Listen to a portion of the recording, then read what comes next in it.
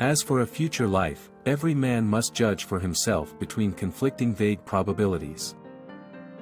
It is mere rubbish thinking, at present, of origin of life. One might as well think of origin of matter.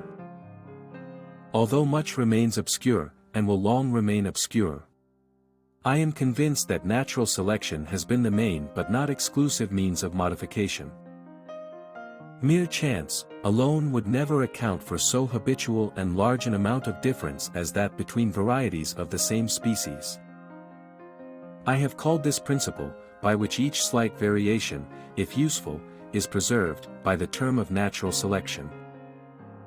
From the first dawn of life, all organic beings are found to resemble each other in descending degrees, so that they can be classed in groups under groups. This classification is evidently not arbitrary like the grouping of stars in constellations. There is grandeur in this view of life, with its several powers, having been originally breathed by the Creator into a few forms or into one. I cannot pretend to throw the least light on such abstruse problems. The mystery of the beginning of all things is insoluble to us, and I for one must be content to remain an agnostic. There is grandeur in this view of life, with its several powers, having been originally breathed into a few forms or into one, and that, whilst this planet has gone cycling on according to the fixed law of gravity, from so simple a beginning endless forms most beautiful and most wonderful have been, and are being, evolved.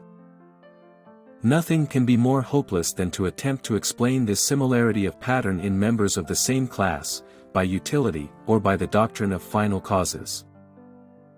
Man is descended from a hairy-tailed quadruped, probably arboreal in its habits. It is not the strongest of the species that survives, not the most intelligent that survives.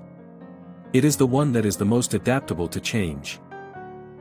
We will now discuss in a little more detail the struggle for existence. Great is the power of steady misrepresentation, but the history of science shows that fortunately this power does not long endure. It may be doubted whether any character can be named which is distinctive of a race and is constant. At some future period, not very distant as measured by centuries, the civilized races of man will almost certainly exterminate, and replace the savage races throughout the world. Man tends to increase at a greater rate than his means of subsistence.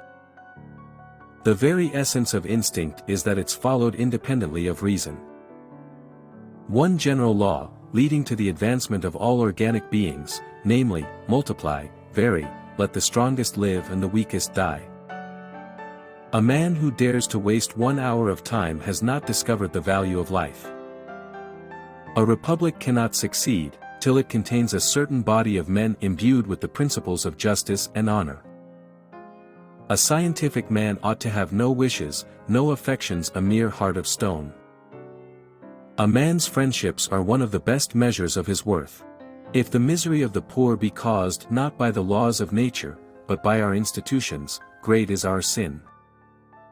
I am not apt to follow blindly the lead of other men. The love for all living creatures is the most noble attribute of man. Physiological experiment on animals is justifiable for real investigation, but not for mere damnable and detestable curiosity. Sympathy beyond the confines of man, that is, humanity to the lower animals, seems to be one of the latest moral acquisitions. Animals, whom we have made our slaves, we do not like to consider our equal.